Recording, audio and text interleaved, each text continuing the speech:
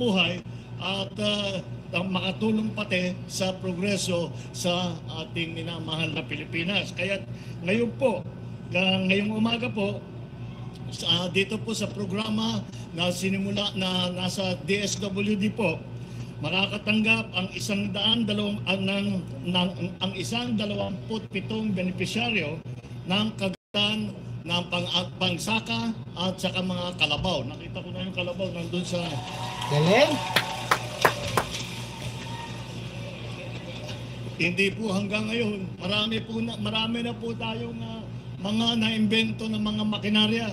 Marami na po ng mga traktor, mga harvester na gano'n. Ngunit kahit paano, hindi talaga mawawala yung kalabaw sa pagsasaka natin.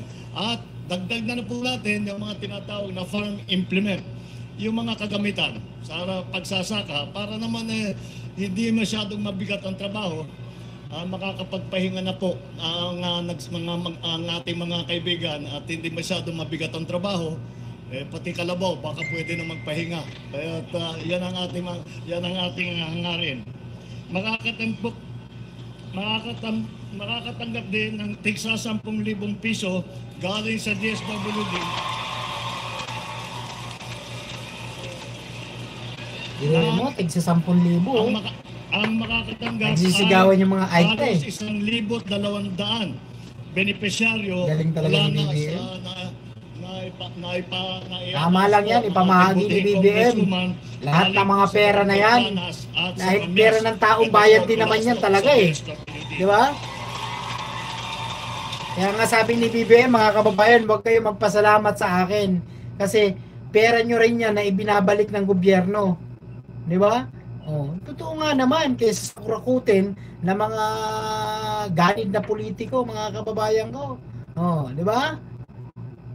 Kung sino man yung mga nasasangkot yan, bato-bato sa langit, tama, huwag magalit na kung totoo man. Oh, di ba? Oh, ganyan si BBM, dapat talaga pakinabangan ng mamamayang Pilipino yan. Ibigay sa mga kababayan nating nangangailangan. Di ba? Oh, tingnan nyo po yan. Libo-libong mga aita ang tuwang-tuwa sa pamamahagi ng ating Pangulong Bongbong Marcos ng pangangailangan nila sa kanilang mga sakahin, no? O katulad na lang ng mga traktor, no? At mga kalabaw. O ano pa, cash assistant galing sa DSWD 10,000. O grabe, di ba? O talaga ang mga Pilipino mamahalin at mamahalin ang ganitong pangulo. Di ba? Dahil may puso malasakit, action ka agad sa mga nangangailangan ng mga Pilipino, lalo-lalo na yung mga nasalanta. Tingnan nyo, pumunta daw ng Cebu, Masbate, no? Oh, may ganun ba kayong presidente? Oh, mahiya naman tayo, ha?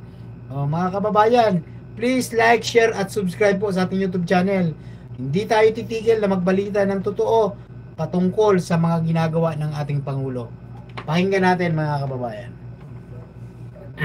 Ngunit hindi lang po ito po ay bahagi lamang ng aming mahabaang programa. Hindi po ito lamang ay patuloy po kung ano yung pangangailangan po na makakapagpaganda, magbadala ng kaunting ginawa sa buhay ninyo, magpapaganda sa buhay ninyo, at hindi nyo na inaalala kung paano nyo pinapakain ang inyong pamilya. Paano kayo maghahanap buhay, paano kayo magkakaroon ng kaunting kita.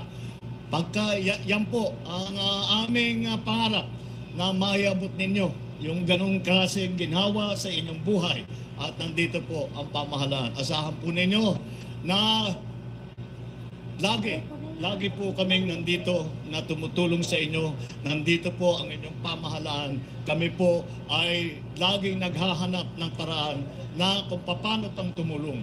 Kaya, pagka meron kayong pangangailangan, huwag kayong magdadalawang isip na humingi. At hindi ito po ang aming ginagawa. Sinasabi ko nga, pagka yung mga meron kaming nabibigyan ng kaunting benepisyo, ay nagte-thank you. Huwag na kayong mag-thank you. Dahil trabaho talaga namin ito. Kaya ipera ninyo ito. Kaya pinabalik lang namin sa inyo ito. Galing!